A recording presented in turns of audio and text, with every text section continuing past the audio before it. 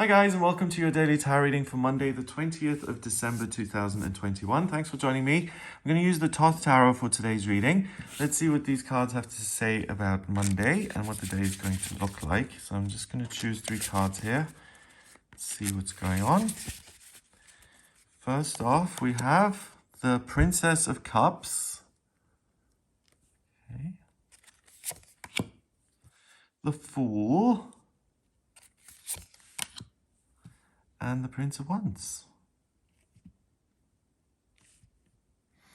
Okay, so the Princess of Cups is a court card, and she's still managing or trying to get on top of the element of water, the Suit of Cups, and she's trying to get to a space where she controls and runs her emotions rather than the other way around. And the Princess of Cups does struggle a little bit because sometimes she's up, sometimes she's down, and it seems to have no rhyme and reason. And she finds it difficult to find this emotional consistency and to feel stable and comfortable within herself, to feel a sense of peace and rest. So this card immediately kind of indicates that there may be some turmoil going on. You may feel confused or overwhelmed or just bogged down emotionally. But the main thing I'm getting, the connection between the Princess of Cups and the Fool here, is that specifically, and usually I'm not this literal, but that you may feel foolish about something, or you may feel like you're not rising to the occasion, you're not good enough, you're not doing what you should, and then you start to beat yourself up, and that's what creates the emotional turmoil. So I think the first thing to do is to realize that you're doing your best. The Princess of Cups is a stage that every court card has to go through. The Page, total inexperience, to the Princess, and then the King and Queen. So you're not alone in at times feeling that you're a little bit out of your depth. Instead of putting more pressure on you, the important thing is to take a moment and to be kind to yourself and to look at this turtle, which also achieves what it needs to, but it takes it slowly and it has its own kind of rhythm that you can't force. We've got the Swan, so the dream of transformation and the dream of what you want to do. You may feel dissatisfied that you haven't completely transformed or that you haven't been able to get everything done. And that too may make you kind of berate yourself. We've got this flower here, this white flower. So there's a sense that if I behave well and if I follow the rules and if I'm good, then good things will happen to me. And again, if that's not the case and you follow all the rules and then something negative still occurs, you may feel a little bit betrayed by that and may become resentful. The fish here, the adaptability and the ability to work with your feelings and to feel them and to grow from them and to learn from them and then to finally master them, that's all possible for you on this day. So if you do have a tendency to not be your own best friend and to say negative things to yourself that you wouldn't say to other people, then you have an opportunity today to learn how you can use the benefits of this kind of intense emotion. So creativity, drive, setting goals, and you're able to let go of the negatives, which is I'm too hard on myself, I become discouraged too easily, and all of the downsides. And the reason I'm saying that is because the Fool is usually a young man kind of walking off a cliff and his little dog is warning him. So it's someone who's inspired to move ahead with life, but who doesn't really have a clue of what they're doing. The intention is right, but the execution isn't. But here we've got this circle, and we've got a lion gnawing at his thigh here, and we've got a dove swooping down and some butterflies. So what I get, that this is kind of like the World card or the Wheel of Fortune. It's an indicator that you are fine the way you are. You don't need to question yourself or berate yourself. You're doing the best you can. When you're down and things are difficult, it's because you haven't got all the details. But when you let yourself be taught, when you let yourself be inspired by your higher self, you can transform and heal your circumstances and take actions which are loving and not foolish. So you need your emotions to get these messages from spirit, because water rules your feelings, it rules love, and it rules the higher realms, spirituality.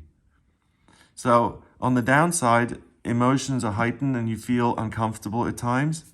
On the plus side, emotions are heightened and you're able to hear the messages of your higher self, which will then give you information as to what action steps you can take that are not foolish and that are going to help you grow emotionally, but that will also fulfill your mission in terms of what you're trying to do, regardless of whether you have all the info or not. So the cards are saying that being foolish isn't the worst thing in the world, because if you're foolish, ignorance is bliss in a way, then you're going to take on things which you would never consider if you knew all the work and effort involved. But because you don't have all the details, you're going to set goals for yourself on this day that you really want to achieve and that you can achieve based on guidance and instruction that you get from your feelings and from your higher self. The Prince of Wands, plural, Prince of Wands, also a court card.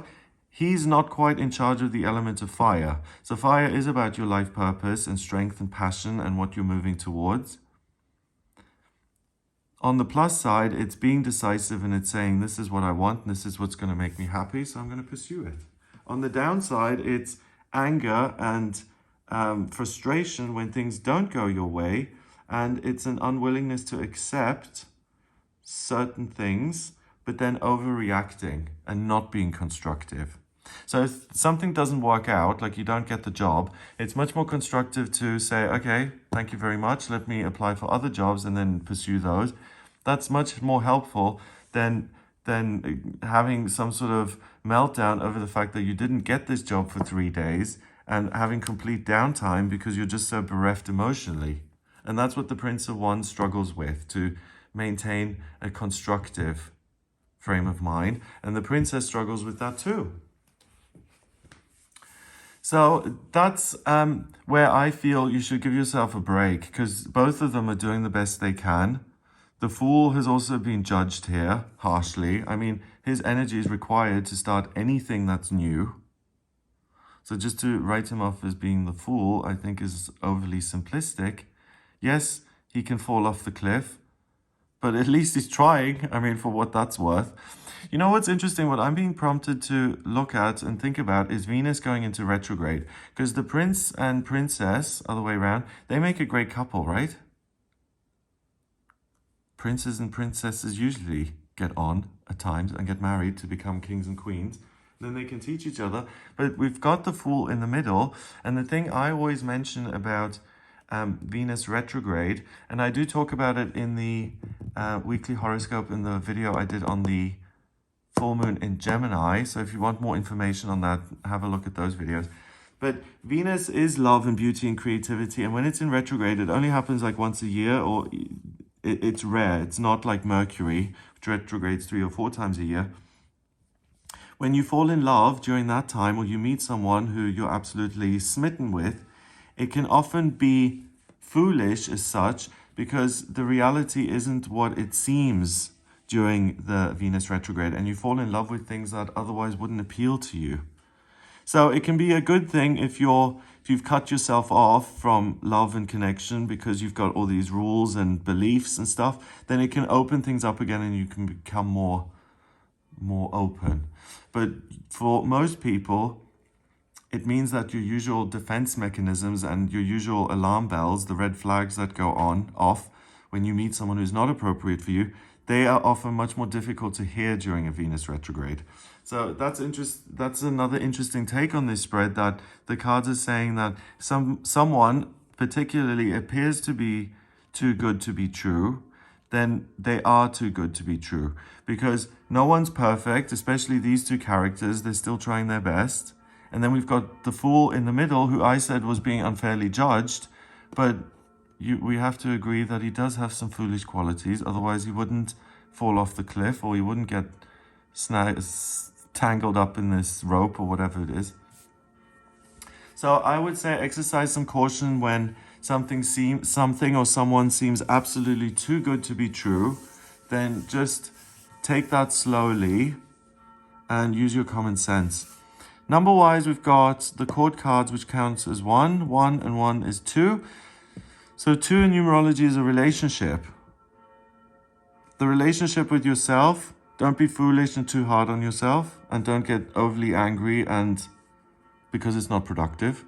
And also, don't dismiss all of your own experience when it comes to new relationships, and certainly don't be willing to believe something that on some level you know isn't going to be true or isn't going to work out. Listen to your intuition, to your gut. Yeah. Okay, so that's quite there's quite a lot of things going on here on Monday. So again, I would say the main thing to remember is to be kind to yourself and to realize that you don't have to figure it all out on this day, and to take the pressure off yourself. I hope you have a wonderful Monday. If you would like a personal reading with me, please get in touch via my website. It's gregoryscott.com. On the front page, click on Book Your Reading to order your reading with me. If you like this video, then please give it a thumbs up, hit subscribe, and share the video online. Have an amazing day, and I'll speak to you tomorrow.